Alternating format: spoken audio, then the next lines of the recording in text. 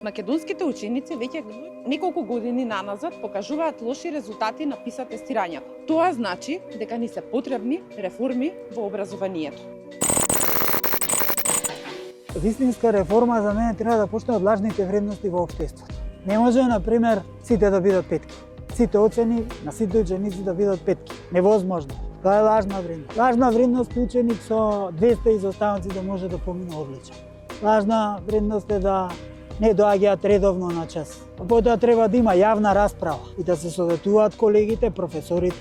Сватив дека на некој начин сум ја загубила креативноста што поседував како дете, сум престанала критички да размислувам, затоа што нашиот образовен систем нема направено на некој начин роботи кои што само треба да одат во училиште и со сила да ги учат предметите. Една работа која што би сакала да ја издвојам е дефинитивно транзицијата на материјалот од година во година. Сметам дека програмите не се регулирани како што треба. Сепак, според реакциите на професорите, учениците и јавноста, новиот концепт создава дилема дали е тоа вистинската потреба за реформа во образованието. Часовите по филозофија и логика ја излез од она секојдневие што го имавме во училиште и навистина се прашував зошто само во 4-та година ги имаме и зошто само како изборни предмети ги имаме. Сите други предмети кои што ги изучуваме се базирани на факти и никогаш не ни интересирало да прашаме зошто некои од работите се случуваат, туку само знаеме дека треба да ги научиме тие работи и да бидеме испрашани со што ќе добиеме оценка.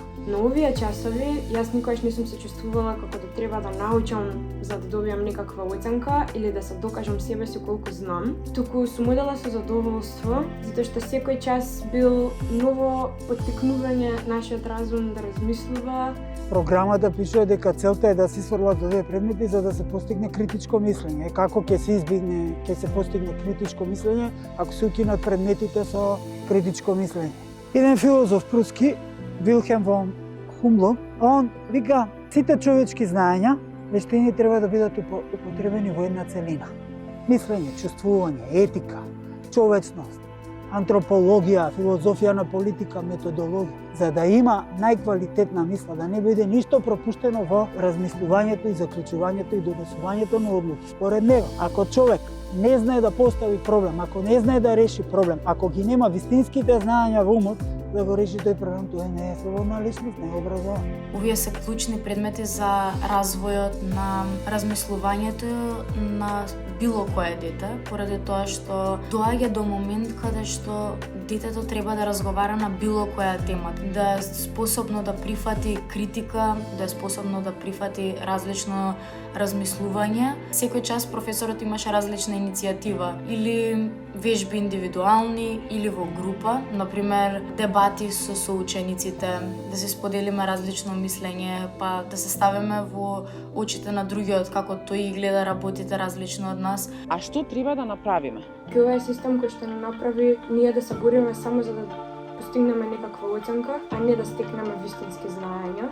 Да смогнеме сите да го употребиме разумот, храброст да го употребиме разумот. Зашто ова не е само проблем на наставниците кои што нема да предаваат општествени науки, предмети по општествени науки.